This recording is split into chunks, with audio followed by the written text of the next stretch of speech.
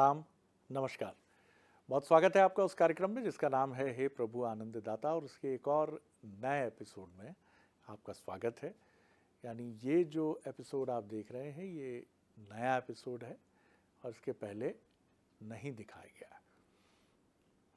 आज हम कन्हैयालाल शाक्य, हमारे एक नियमित दर्शक हैं कटनी से, शाक्य जी ने अपनी एक जिज्ञासा हमको भेजी है और इनका कहना है कि कलयुग है, ये हम सब जानते हैं, और कलयुग में कई परिभाषाएं भी बदली हैं, ये भी हमने देखा, जाना और अनुभव किया है। एक चीज़ हमने ये अनुभव की है कि अब खल प्रवृत्तियों की जय जय होने लगी है। ये दुख भी जताते हैं, इस पर पीड़ा भी है इनको कि अब रावण के चरित्र का भी महिमा मंडन किया जाता है। व्हाट्सएप संदेशों में जिस तरह से दशहरे पर जो संदेश आते हैं कि रावण ने कुछ क्या गलत किया, कोई त्रुटि नहीं थी, परम विद्वान था, और इसी तरह इनका कहना है कि जितने भी इस समय समाचार माध्यम हैं वहाँ भी नेगेटिव न्यूज़ ही सबसे बड़ी न्यूज़ है। और इसी तरह जो OTT कंटेंट है, जो निजी टेलीविज़न चैनल हैं, OTT प्लेटफॉर्म्स हैं, उनमें भी खल चरित्रों की बहुत जय जय दिखाई गई है। ये एक फिल्म का भी जिक्र करते हैं जिसका मैं नाम नहीं लूँगा, लेकिन ये कहते हैं कि उसके नायक को इस तरह से दिखाया गया है कि जैसे वो दुनिया का सबसे बड़ा हीरो है।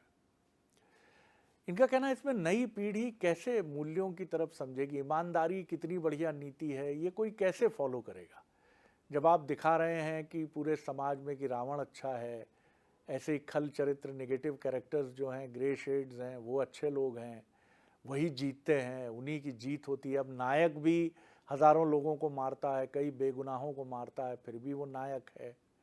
वो गलत काम करता है लेकिन फिर भी वो नायक है। तो ये खलनायक को नायक बनाने में समाज जिस तरह से जुट गया है, इसको लेकर हमारी आध्यात्मिक और सनातन परंपरा क्या कहती है? शाक्य जी का ये बड़ा विद्वतापूर्ण प्रश्न है, तो सीधे मैं ले चलूँगा इस प्रश्न को भगवत गीता के अध्येता, मानस मर्मज्ञ प्रोफेसर डॉक्टर सुरेंद्र बिहारी गोस्वामी जी के पास। प्रणाम कर रहा हूँ डॉक्टर साहब, सवाल आपके सामने है। ये मुझे अपने बालपन की ओर ले गया आपका विश्लेषण जी। जब बालपन में अपन चलचित्र से हमारा सामना हुआ और हमने दृश्यमान नाटक से हटकर उन स्वरूपों को चलते फिरते देखा फिल्म में, चलचित्रकार से पिक्चर फिल्म जिसे आप कहते हैं, तब हमने देखा कि खलनायक वहाँ बड़ा दुर्जन हुआ करता था और नायक जो है बड़े संघर्ष के साथ जो है वो जय प्राप्त किया करता था। नायक के साथ संघर्ष जुड़ा हुआ रहता था और खलनायक के साथ उसकी भौतिकता और साम्राज्यवादी प्रवृत्तियां सदैव उससे जुड़ी रही हैं अतीत से। कोविड-19 में जब आप अपने घर से बाहर निकलकर घूमने चाहते थे तो आप कहते थे कि चारों तरफ तो कोविड-19 का संक्रमण फैला हुआ है, फिर जाएं कैसे? तो आपको बताया जाता था कि मास्क लगाइए, इसको सावधानी रखिए और ऐसा चलिए, सैनिटाइजर साथ में ये रखिए। जो युग है कलयुग, इस युग की महिमा मंडन अत्यंत महिमा के साथ किया गया है कि ये युग में चारों तरफ कोविड-19 फैला हुआ है। लेकिन आप ध्यान रखिए, महज थोड़ी सावधानी से आप इस युग से मुक्त होकर अपने घर प्राप्त कर सकते हैं जहां त्रिलोक का साम्राज्य है, थोड़ी सावधानी से। क्योंकि यहाँ केवल नाम की महिमा बताई गई है। यहाँ अनेक विद्वानों ने ये जिज्ञासा व्यक्त की है, जैसे ये किया गया है कि कहाँ हम कलयुग में भटकेंगे, कैसे हमको परमात्मा मिलेंगे, कैसे इन अवगुणों के बीच में हम विद्यमान रहेंगे, कैसे मुक्त होंगे। तो राजा परीक्षित को वो कलयुग कहता है कि देखिए साहब, मुझमें आप मुझे बाण मत मारिए, मुझमें अनेक बुराइयां हैं लेकिन एकमात्र अच्छाई है कि जो व्यक्ति एकनिष्ठ होकर, एकाग्र होकर परमात्मा के नाम का केवल श्रवण कर ले, स्मरण कर ले, वो मुक्त हो जाता है। इस युग की एक विशेषता देखिए कि चारों तरफ अंधेरा है लेकिन एक रोशनी दूर से दिखाई पड़ती है अंधेरे में, कि वो रोशनी है। तो आप देखिए कितनी रोशनियां जगमगा तो रही हैं, आपको बता तो रही हैं, लेकिन आपका ध्यान यदि अंधेरे में है तो फिर वो रोशनी क्या करे? आपको अंधेरा प्रिय लग रहा है ना, आपको घूमना अच्छा लग रहा है ना, आपको चक्करदार परण अच्छे लग रहे हैं ना, आपको भौतिकता अच्छी लग रही है ना। राजा तो सामने बैठा है, राजा तो बिल्कुल सामने बैठा है, लेकिन आप मेले में खो गए हैं ना, तो मेला आपको दिखाई पड़ रहा है, तो राजा यहाँ क्या करे? तो आप देखिए, काल व्याल मुख ग्रास त्रास निर्णास हेतवे, कलिकाल की महिमा ही है। यहाँ पर त्रास जो है भय उत्पन्न करेगा, और त्रास ही खलनायक है। काल व्याल मुख त्रास को ग्रास, जरा त्रास स्पष्ट करिए। त्रास को स्पष्ट करना बहुत आवश्यक है जी। क्योंकि हमें भय मृत्यु का नहीं है।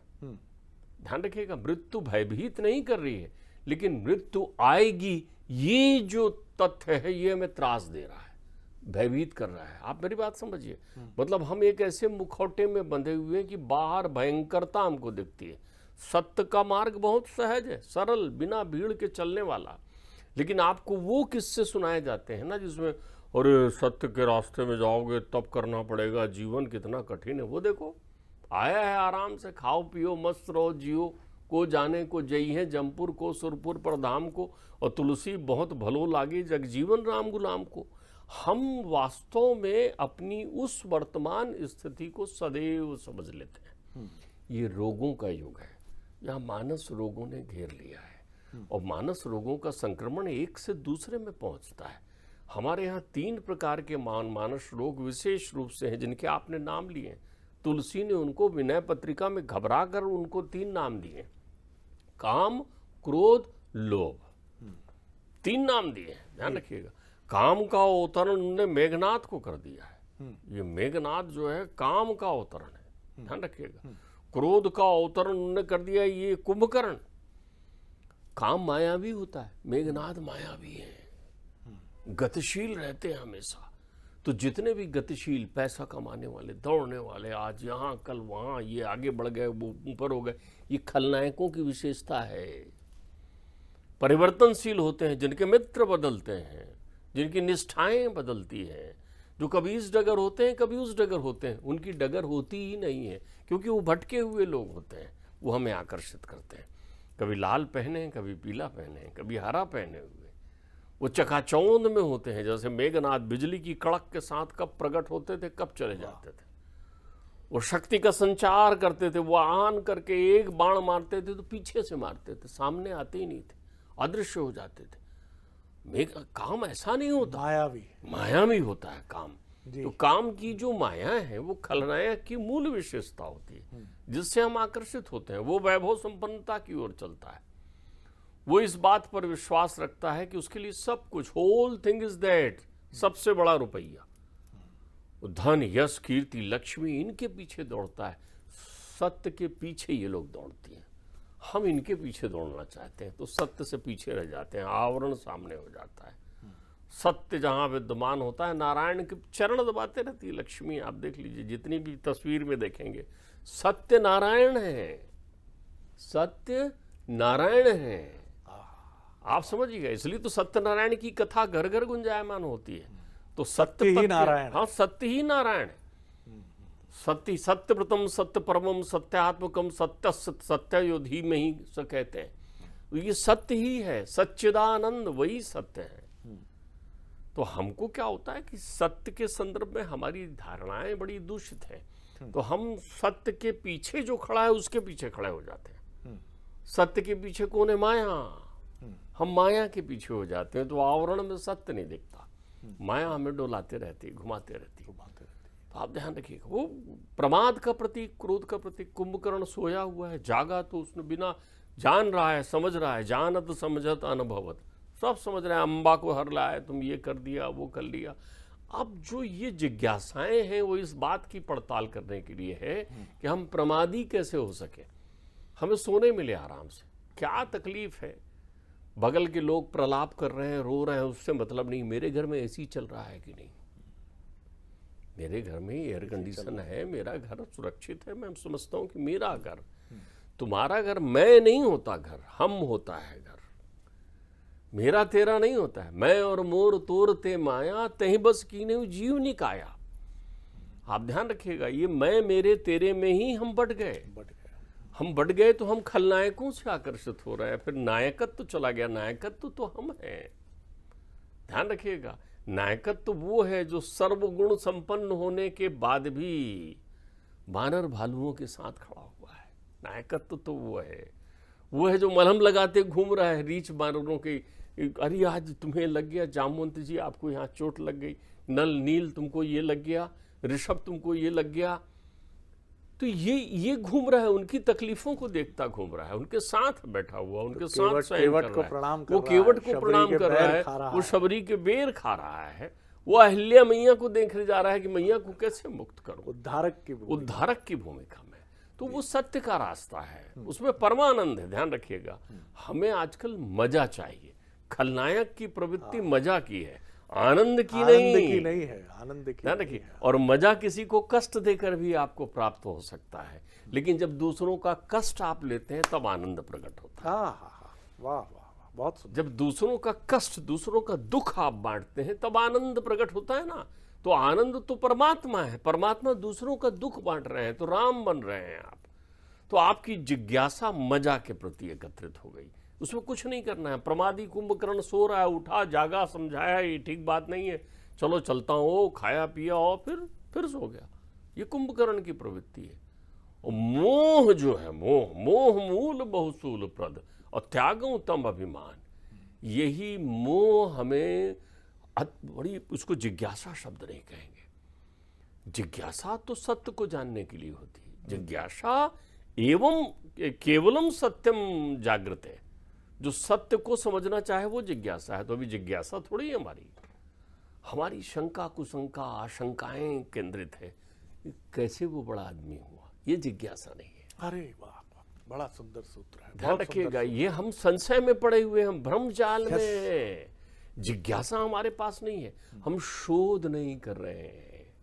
शोध का विषय जो है वो ऋषि करते हैं, रिसर्चर ऋषि होते हैं। तो आप जिस दिन शोध करने लग जाएंगे, जिस दिन आपके अंतर मन में जिज्ञासाएं उत्पन्न होने लग जाएगी, उस समय आपको सत्य दिखने लगेगा, माया का आवरण हट जाएगा। परत हटा दी ना आपने, तो आप तो परत को ऐसा छू कर खुश हो रहे हो, जानना चाह रहे हैं कि ये परत कैसी है। तो जब माया के आवरण आपको प्रिय लगे और उन आवरणों के प्रति आपकी इच्छा जागृत होने लगे, जिज्ञासा नहीं, इच्छा भी मोह भी काम भी लोभ भी प्रमाद जागृत होने लगे, तो फिर आप समझ लीजिए आपको खलनायक आकर्षित करने लगेंगे। रावण के रावणत्व को जानने की अगर जिज्ञासा आप में हो जाए, तो रावणत्व में तो राम छुपे ही हुए हैं। आपने रावण का रावणत्व कहाँ जाना? रावण जो है वो तिरोहित हो जाता है राम में, वो बेचैन है, उसकी तपस्या है राम में समाहित होने के लिए। उसने तो वर्षों की आराधना की है राम को प्राप्त करने के लिए। जिस दिन आप जान लेंगे कि रावण कौन है, अरे द्वारपाल है जय विजय भाई, अपने परमात्मा के बैकुंठ धाम में बैठा हुआ जय और विजय, शापित हो गया सनकादिक से, तो पृथ्वी पर भटक रहा है 3 जन्मों के लिए। तो सोच रहा है कब आएंगे, मुझे वहीं जाना है, बैकुंठ में। बैकुंठ का वासी है रावण। रावण जो है, आप देखिए वाल्मीकि रामायण में एक अद्भुत प्रसंग है। जो लोग रावण का रावणत्व जानना चाहते हैं, जब प्रहस्त मारा जाता है नील के द्वारा, उनका सेनापति अत्यंत बलशाली, और जब रावण प्रहस्त के मारने पर रावण स्वयं जाता है युद्ध में कि मैं एक ही दिन में युद्ध समाप्त कर दूंगा, और वहां नाना प्रकार के अस्त्र शस्त्रों का प्रयोग वो करता है रावण वहां पहुंच करके। और राम जब उनको शस्त्र विहीन करके, लज्जित करके कहते हैं जाओ कलाना, तुम जाओ रावण कलाना, शस्त्र लेकर आओ, तुम्हारे अस्त्र शस्त्र सब मैंने खंडित कर दिए, थक गए होगे, जाओ घर में। तो वो भयाक्रांत हो जाता है। जब वो भयाक्रांत होकर घर में बैठा होता है, तो उसे अपने भाई विभीषण की याद आती है। वो आंसू बहाता है विभीषण के लिए। ये मैं नहीं कह रहा हूं, वाल्मीकि रामायण कह रही है। वो कहता है कि देखो वो भ्राता कितनी अच्छी बात बोल गया था, मेरा भाई कितना अच्छा है जो वहां चला गया। वो वास्तव में नर के रूप में नारायण है, वो सही गया हुआ है। ये बात कुंभकर्ण भी अपने भाई को कहता है युद्ध क्षेत्र में, जब वो धनुष बाण लेकर युद्ध करने आते हैं कि अब मैं युद्ध करता हूं, तो कहते हैं भैया तुम बहुत अच्छी जगह हो, तुम जाओ, कौन संभालेगा हमारे कुल को, सत्य के पास तुम हो, वहां तुम जाओ। तो हमें जीवन में थोड़ा भी कष्ट सांसारिक रूप से होता है, तो हम मूलतः अलाली ढूंढते हैं, प्रमाण ढूंढते हैं, हम गदेली में आम जमाना चाहते हैं।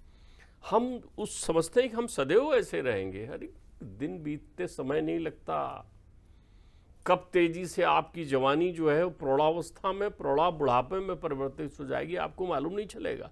तब आप पछताएंगे कि बथा गथा तस्य नरस्य जीवनम, क्या किया मैंने। ये सब आपको उस बुढ़ापे में अनिद्रा की बीमारी बनकर परेशान करेंगी शरद जी। रह रह कर कराहोगे, जाग जाओगे।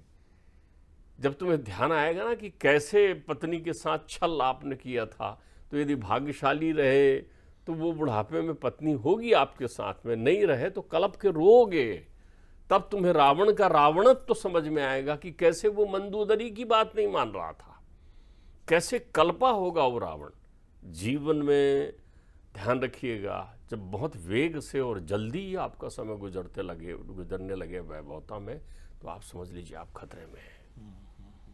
आपके अंतर्चित्त में जब ये प्रतिकूलताएं, जब काम आपको अपनी माया दिखाने लगे, जब क्रोध आपके अहंकार में परिवर्तित होकर गर्ज बनकर आपको दिखने लगे, अरे आप एक बात समझिए, सत्य जो है अविनाशी है। आप माया, ये शरीर प्रपंच ही माया है, ठीक बात। ये शरीर नाशवान है। तो जिनको केवल शरीर और शरीर के सुख दिखाई पड़ते हैं, वो रावण की माया को ढूंढने में लगे हुए हैं कि रावण की लंका कहाँ होगी, उसका धन कहाँ होगा, कितनी ताकत थी, कितना वो था। रावण का स्वरूप आपने पढ़ा है, काला भद्दा पहाड़ की तरह दिखाई बनने वाला। इतना बदसूरत था रावण कि उसको देखकर भयभीत हो जाते थे लोग। वो रावण है। तो ये जो व्याख्या उसकी है, राम की व्याख्या तो देखो, आहा, कितना सुंदर स्वरूप, शांताकारम, कितना शांत आकार था उनका। नीलांबर परमात्मा का, शांतम शाश्वतम प्रमेय निर्गम निर्वाण शांति प्रभम। तो वो आप समझिए उनको, उन तथ्यों को। तो प्रश्न ये है कि आपको आवरण प्रिय लग रहे हैं, आपको, अरे वो आप अपनी भाषा में क्या कहते हैं आजकल निकल गया है ना, कृत्रिम कुछ बोलते हैं आप, वो कृत्रिम आर्टिफिशियल इंटेलिजेंस, वो आपको सुंदर लग रहा है। आपको वो कल कल की मीठी आवाजें, आप तो वास्तव में झरने के किनारे पहुंचकर झरना कब देखते हैं? आप तो फोटो खिंचाते रहते हैं ना, आप तो उसको फोटो में देखना चाहते हैं। जब झरना आपके पास आता है, नित्य तो आता है आपके जीवन में, प्रातः वो बेला प्रारंभ होती है, जब आप स्नान ध्यान करके कुछ पल के लिए अविरल होते हैं, तो भीतर एक मीठी मंद पवन की झकोरे आपके पास उठकर आती है। वो हिलोरों के बीच में आनंद। तभी तो हमारे यहाँ विधान बनाया गया है, प्रातः परमात्मा का चिंतन करो, मध्याह्न परमात्मा का चिंतन करो, सायं परमात्मा का चिंतन करो। लेकिन किस परमात्मा का चिंतन करो, इससे भी तो आप स्मृत हैं, आपके पास उसकी छवि भी तो नहीं है। आपने अपने अंतर चित्त में जो कुछ बना रखा है, वो सब प्रलोभन का बना रखा है। मोह मूल बहुसूल प्रद, त्यागहु तम अभिमान, और भजहु राम रघुनायक, कृपा सिंधु भगवान। तो यदि आपकी मति खल पर जा रही है तो कोई बड़ी बात नहीं है, इस युग की पहचान नहीं है। तुलसी को खल परेशान करते हैं, तुलसी ने विनय पत्रिका लिख दी, उसकी औषधि है विनय पत्रिका। विनयामत हो जाइए आप देखिए कि ये जो दिख रहे हैं ये यथार्थ नहीं है। यद दृष्टम तद नष्टम, जो भी संसार में तुम्हें दिख रहा है वो नाशवान है, और जो नहीं दिख रहा है वो अविनाशी है। तो ध्यान रखिए, धोखा तुम्हें दिखने वाले लोग देते हैं, और रक्षक तुम्हारा जो नहीं दिखता वो है। दिखने वालों पर विश्वास करके हार गए हो, एक बार न दिखने वाले पर विश्वास करके देखो, क्योंकि वो ही तुम्हारे अंतर्चित्त में आत्मा राम रूप में विद्यमान है। बहुत सुंदर बात है। जो कुछ भी संसार में दिख रहा है वो सब नाशवान है, जो बात डॉक्टर साहब ने कही, और जो नहीं दिख रहा है वही सब कुछ है। लेकिन हम आवरण, हमें बहुत प्रिय होता है, जैसे फिल्म से अधिक ट्रेलर देखकर हम प्रसन्न हो जाते हैं। अद्भुत फिल्म होगी, अद्भुत फिल्म होगी। किसी पुस्तक का या मैगजीन का बहुत सुंदर आवरण हमें खींच लेता है अपनी तरफ, लेकिन अंदर देखने पर, जाने पर पता चलता है सब माया है, सब मिथ्या है, कुछ नहीं निकला। ट्रेलर बड़े अच्छे बनाए जाते हैं, करोड़ों रुपए, आजकल तो टीजर जिसको कहा जाता है अंग्रेजी में, उस पर करोड़ों रुपए। जी, मैं शरद जी आपको इसलिए टोकूंगा जी कि ये शब्द जब हमारे किशोर अवस्था में आया था, जी, ट्रेलर वो क्या कहते हैं, ट्रेलर जी, तो हमने कहा ट्रेलर दिख रहा है करके, और टीवी का दिन शुरू हो गया था। निजी टेलीविज़न वगैरह भी आ गए थे, उसमें फिल्में भी दिखने लगी थी। तो पिताजी उधर से निकले, तो हमने कहा ये ट्रेलर चल रहा है। उन्होंने कहा क्या होता है ट्रेलर? मैंने कहा पिताजी वो जो आने वाला चलचित्र है मुख्य, उसके संबंध में ये विज्ञापन होता है छोटा दिखाने। अरे बोले मैं तुम्हें ट्रेलर सुनाता हूँ, बैठो यहाँ। अब मैं बैठ गया, मैंने कहा पिताजी क्या ट्रेलर सुना रहे हैं? पिताजी ने कहा एक बड़ा अच्छा जो है तुम्हें मैं व्यंग प्रसंग सुना रहा हूँ। कभी मेरे गुरुजी ने मुझे सुनाया था, मैं तुम्हें सुना रहा हूँ। मेरे गुरुजी ने मतलब स्कूल के दिनों में उनके गुरुजी ने। तो उन्होंने मुझे कहा कि क्या हुआ कि एक स्थान पर एक विद्वान और एक बड़ा डाकू दस्यु, दोनों जो है एक ही दिन मर गए। उन्होंने कहा किसी बस में जा रहे थे तो उस बस का एक्सीडेंट हुआ और उसमें दोनों मर गए। तो उसमें दस्यु भी वेश बदल कर बैठा हुआ था और वो महाविद्वान प्रकांड दानी पंडित भी बैठे थे, वो भी मर गए। अब दोनों मरकर ऊपर पहुंचे तो वहां पर जो है धर्मराज का दरबार लगा हुआ था। बोले वहां बड़ी लंबी लाइन लगी हुई थी, लग रहे थे जो आ रहे थे उन सबसे कहते जा रहे थे हाँ ठीक है आओ, तुम इधर जाओ, तुम इधर जाओ, तुम इधर जाओ।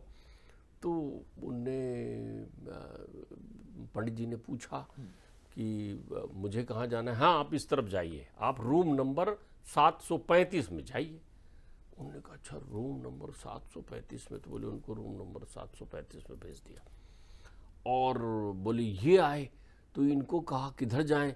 तो उन्होंने कहा कि भाई तुम रूम नंबर जो है 501 में चले जाइए। तो वो दूसरे दो दिशाओं में बढ़ गए। अब पंडित जी ने उधर ध्यान दिया दूसरी तरफ, तो बोले वहां पर बड़ा सुंदर ट्रेलर चल रहा था बोले सामने। जी। तो बोले क्या? बोले वहां दिख रहे थे कि नाना प्रकार की स्त्रियां नृत्य कर रही हैं, अप्सराएं, और 56 भोग लगे हुए हैं और ये है। और जिधर पंडित जी जा रहे थे उधर मालूम चला कि बोले वहां तो बोले कंटकीले रास्ते हैं, वहां पर मेहनत करते हुए लोग दिख रहे हैं, वहाँ पर जो है परिश्रमी श्रम सिंचन करते कृषक दिख रहे हैं। तो पंडित जी ने वहाँ खड़े हुए एक ऋषि से पूछा कि महाराज मैंने जीवन भर दान पुण्य किया, लोगों ने कहा था मुझे स्वर्ग मिलेगा, ये ऐसा इधर दिख रहा है, उधर ऐसा दिख रहा है। बोले 2 पल यहीं खड़े हो जाओ। बोले क्यों? बोले ये विज्ञापन विभाग है, बोले अभी विज्ञापन समाप्त होता है बोले, और 5 मिनट बाद विज्ञापन हट गया तो तेल की गर्म कढ़ाई में वो तले जा रहे थे लोग और ऊपर कूप से, और यहाँ सुंदर उपवन और बाग बगीचे बन गए थे। बड़ी बड़ी तो गहरी ध्यान रखिए, भौतिकता का विज्ञापन ट्रेलर बड़ा मीठा होता है, लेकिन सतोगुणी और अध्यात्म का विज्ञापन बड़ा कठिन होता है, तप से भरा हुआ। आप अक्सर जीवन में शीतल छाया ढूंढते हैं, चाहे वो परमानंद की हो या किसी भी तरह की हो, लेकिन वो शीतल छाया चिरस्थायी नहीं होती, क्योंकि वो विज्ञापन विभाग की ही छाया होती है कि फला साहब ने तो गजब हाथ मारा साहब, PWD में थे, छा गए साहब, बल्ले बल्ले, अपने को भी अब मौका मिला है, उसी पद पे आए हैं, अब बल्ले बल्ले। फिर वो भाई साहब निकल लेते हैं लोकायुक्त छापे में, फिर दूसरे दिन अखबारों में छपता है करोड़ों की संपत्ति, यहाँ पर ये फ्लैट, वहाँ पर ये विदेशी गाड़ी। तो ये बताता है कि हमारी दृष्टि और सोच में कितना अंतर है।